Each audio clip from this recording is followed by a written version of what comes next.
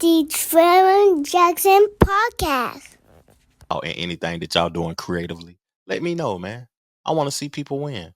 I want to help people evolve. I want to help people get their perspectives out and just do our thing, man. Real talk. Now, viral moment.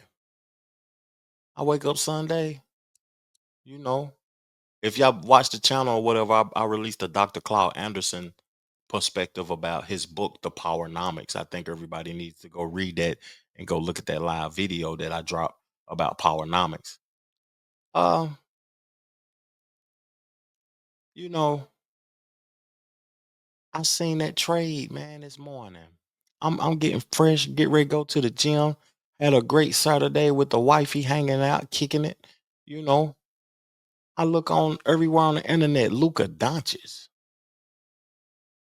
traded at 25 years old, not eligible for the max contract now for AD and a first round draft pick in 2029. So I'm thinking, who win in this perspective? The Lakers or the Mavs? Right now, the Mavs win. I don't see how the Lakers can progress with two small forwards on the team. I just don't see it. Two ball dominant players. I just don't see it. No big man. Then I get to thinking about, okay, Dallas got these people on their roster. You still got Kyrie. Then they got AD. They got a few more pieces around.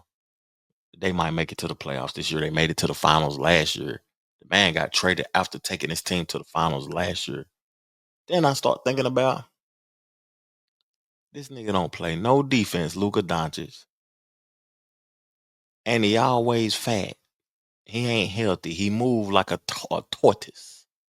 He's slower than Christmas. And I don't know if I could have gave him 350, 400 million neither. I just don't know it. I don't know it. Is he worth it, y'all? All offense, no defense. He can't check me.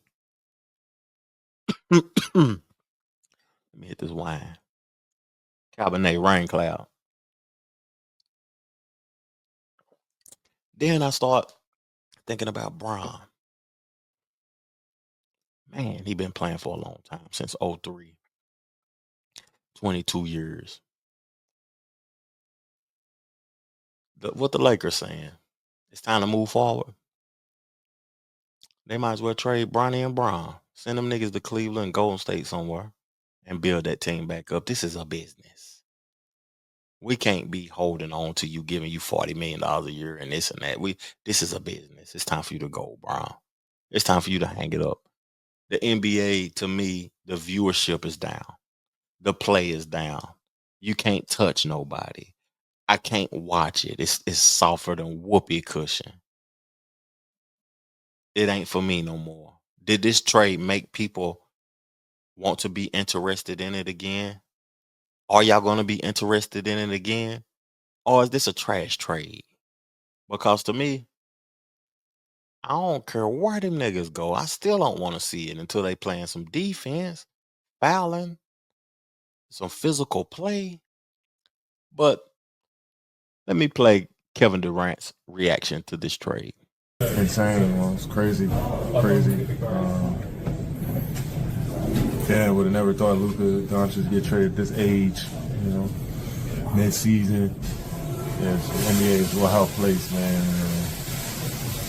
If he can get traded, then anybody's up, you know, for grabs, you know. So yeah, for fans, you know, by spectating, it's pretty fun. I know it's kind of nerve-wracking, no, probably for Luka and everybody in Dallas, LA, AD, so everybody involved, I'm sure. The heads are spinning right now. And just as a player, does this kind of underscore the transactional nature of this business? It's always been transactional.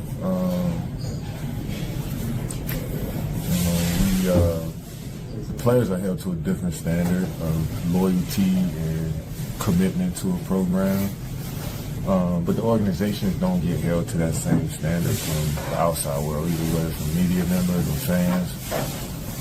And we all should be held to that same standard. Like, it's a transactional game. There's a lot of money involved, a lot of business involved too. So we shouldn't be too shocked about trades with guys moving to different teams or coaches moving to different teams. It's just the nature of playing basketball and us making this much money involved too. So it's pretty wild times, man, NBA, especially around trade deadline time. I know everybody's gonna be watching their phone the next week. We got 5 days. I know everybody's gonna be following the updates. So yeah, it's crazy. Do you feel like That was a great question by that interviewer. Does it undermine the transactional nature of the game? To me, people think that NBA players are rich, they got power and say so and stuff, when in all reality, you working for the people with the real power and say so in this capitalist society. You working for the slave masters and you the entertainer. Not to talk bad about an athlete, because if I could play sports, I'll play sports and get me a little bit of that money too. Just doing what I like to do, ball. But to think that you have some sort of control or power to make a decision, that ain't it. That ain't it. If they want to get rid of you, dog, you're gone. That's all it is to it. If they want you out the league, you're gone. If you contribute to the league and you deserve more finances than you getting, you ain't gonna get it. And you start complaining, you're gone. It's business, man. And America is a capitalist society, and it needs to be a top and a bottom. And the people at the top make the decisions, and you work for them. Real talk. Let's see what Kendrick Perkins had to say about defending LeBron James in this trade. I know me and Bron ain't saying eye to eye, but man, stop playing. Bron ain't know a damn thing about this trade. Rich Paul probably ain't even know about this trade until it happened. Man, stop playing. Think about it. The Mavs call the Lakers and say, hey, y'all want Luka? They say, yeah, what we got? We want AD. AD is represented by Rich Paul. Bron is represented by Rich Paul.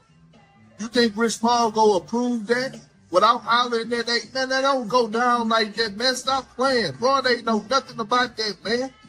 This popped up out of nowhere.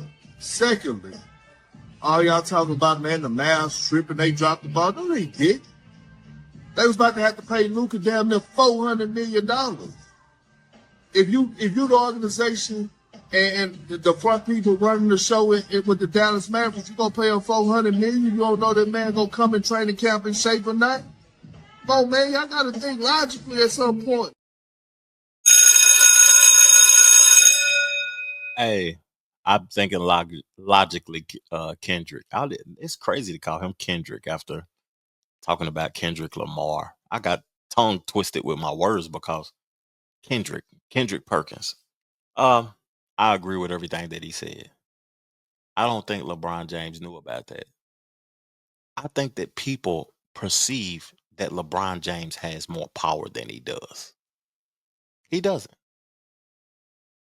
It's that simple. He might be the face. He might be the reason that LA is making as much money as they making. They can charge $50,000 for a seat on the floor and give you a steak and a beer with it, and it's $50K. But he don't have that type of power, man. The person with the power is the person who is making the investment. That's always the person with the power. The Trevor Jackson Podcast.